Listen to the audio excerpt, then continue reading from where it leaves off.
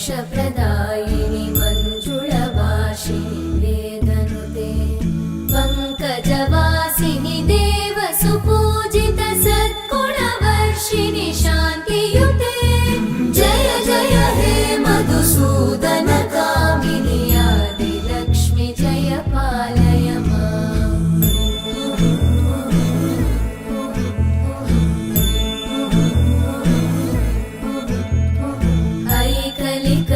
ऐकलिकल्मषनाशिनि कामिनि वैदिकरूपिणि वेदमये क्षीरसमुद्भव मङ्गलरूपिणि मन्त्रनिवासिनि मन्त्रनुते मङ्गलदायिनि अम्बुजवासिनि देवगणाश्रितपादयुते जय जय हे मधुसूदन कामिनि धान्यलक्ष्मि जय पालय माम्।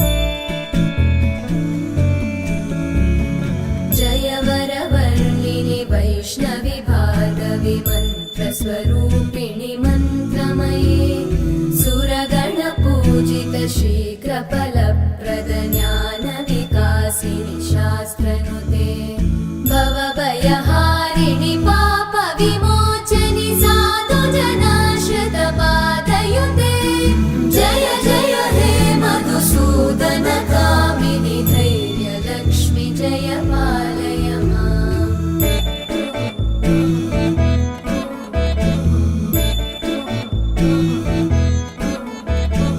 जय जय दुर्गतिनाशिनि कामिनि सर्वफलप्रद शास्त्रमये रथगजतुरगपदादिसमानुत परिजनमण्डित लोकनुते हरिहर ब्रह्म सुपूजित सेवित तापनिवारिणि पादयुते जय जय हे मधुसूदन कामिनि श्रीगजलक्ष्मी पालय माम्।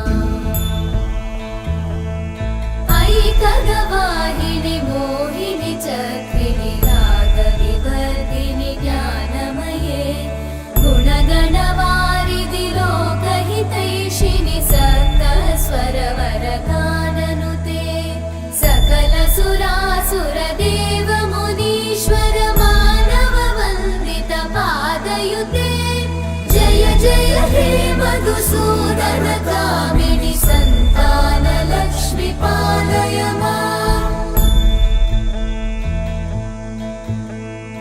जय कमलासनि सद्गतिदायिनि ज्ञानविकासिनि गानमये अनुदिनमर्चित कुङ्कुमधूसरभूषित वासित वाद्यनुते कनकधरा स्तुति वैभव वन्दित शङ्कर देशिक मान्यपते जय जय हे मधुसूदन कामिनि विजयलक्ष्मि जय पालय माम्।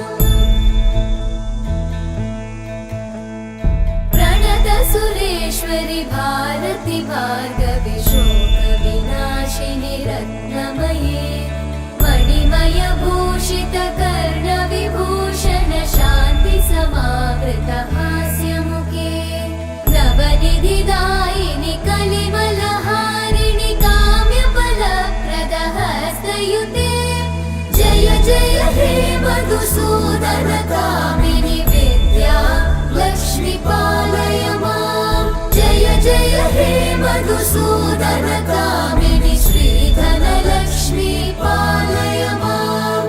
जय जय हे मधुसूदन कामिनि श्रीधनलक्ष्मी पालय माम्।